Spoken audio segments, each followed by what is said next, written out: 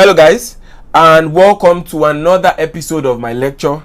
On today's episode, we will be talking about the part 3 of section 8, where we talk about the last things in relation to explaining the whole of section 8, subsection 1, subsection 2, and subsection 3. In my last lecture, I discussed certain explanation, especially the case of UBIERHO versus the state, and the case of Rex versus Grant Gilbert, and the case of OSHO versus the state, and I discussed certain and salient issues regarding how you activate the provision of section 8. And when you're activating it, what are those elements that you need to understand? In this final lecture, we will be discussing basically certain other rules that have been used by the courts. So we go straight to the lecture. Now, however, where two or more defendants has been charged for an offense including common intention, and one is discharged of such offense, the other ones cannot be guilty of that offense or related offenses. That's the case of Quagshare versus the state. Now, when you look at the case of Quagshare versus the state, it was talking about conspiracy. When other co-accused have been exonerated on the charge of conspiracy, you cannot hold a charge on conspiracy on one person. It's not possible, because one person cannot conspire with himself. So it is an element of conspiracy to make sure that you have more than one party, which is why you will see it under section 8 subsection 1.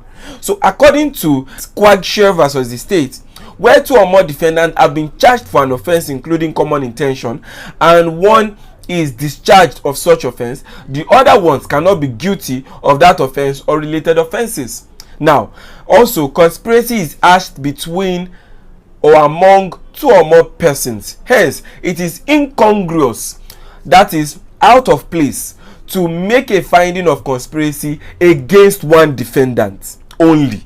That's the case of OSHO versus the state, and I've explained that.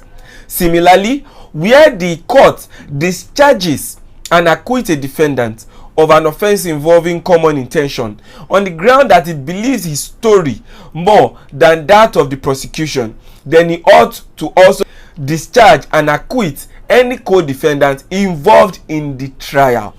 In the case of ADELE versus the state. Finally, for a person to be convicted of forming a common intention to commit murder by counseling another person to assault the victim, it must be proved by the prosecution that such persons went beyond goading, that's provoking or annoying, to merely assaulting the victim, to the realm of what a reasonable man would consider as assaulting to kill or intending the natural consequences of one's action if death results from such assault.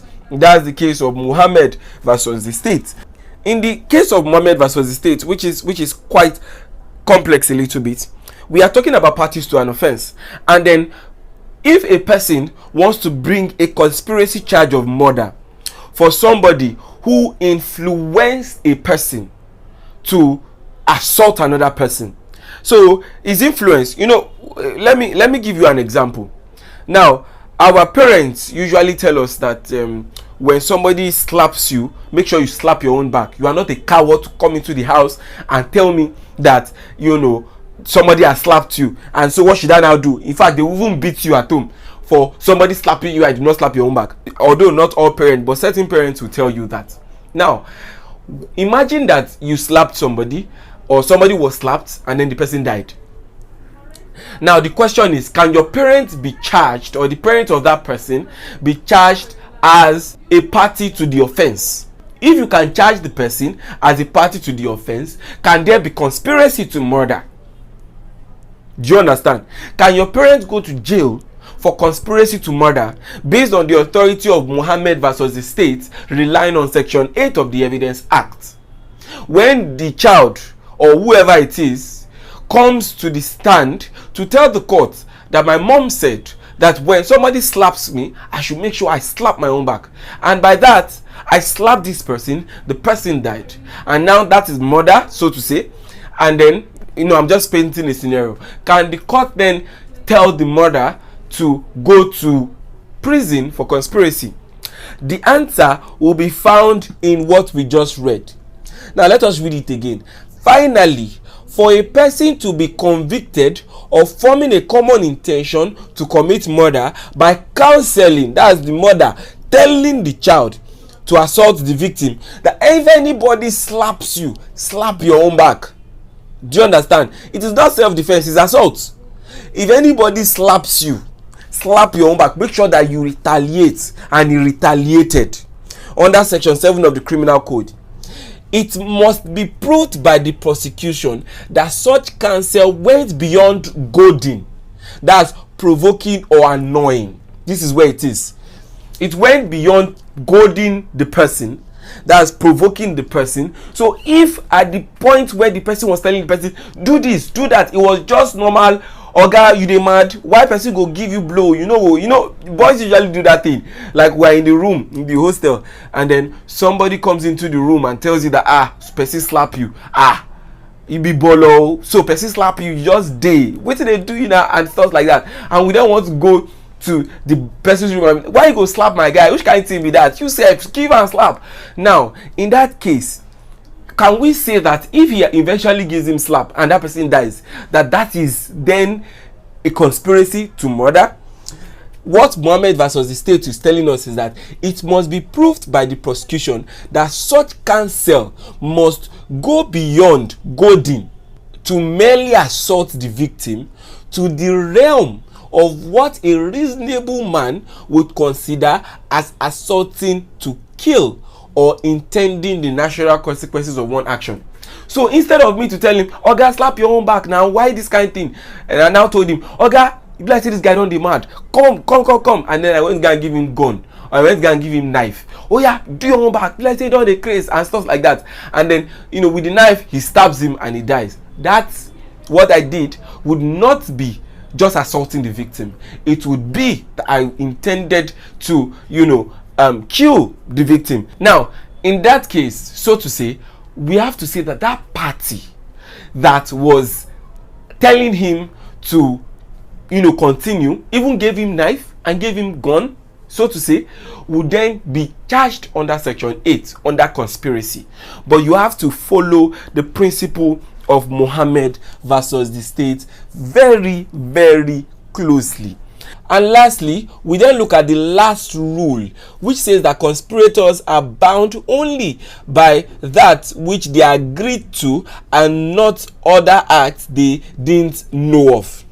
In the case of R versus Blake and Ty, the accused person conspired to defraud customs, and one of them made entries in 2 books, one of which was a necessary part of the fraud, while the other was for his own convenience. The court held that the second conspirator was only bound by the first entry as it tended towards furtherance of the common intention, and it was not bound by the second entry. Also, in the case of Balogun versus COP, A, B, C were charged and convicted for conspiracy to steal cement bags. A appealed. B and C made statements incriminating A in his absence. Other evidence showed A was party to the conspiracy. The court held that although statements against A could not be admitted, other acts done by B and C in furtherance could be used. So this is where we round our class for section 8, and I hope that you totally understand how section 8 works. For it to be triggered, there must be a reasonable ground to believe conspiracy, and when it is triggered, you must have more than one person to be convicted. Words, actions, and written statements can be admissible as against parties, but when we are talking about statements in furtherance of a common intention, then it must be made in front of those people to which you want to admit it against. If it wasn't made in front of them, then it will not be admissible by virtue of section 8 subsection 2. And those words, acts, and statements that you are about to admit must be in furtherance of the common intention. And not just that, they must be made after the first intention was entertained. If it was made before it, then no, it cannot be admissible as against the parties. And with this, I end my class on section 8, and in my next class, which is section 9, we will be discussing what facts not otherwise relevant would then become relevant. I would see you in my next class.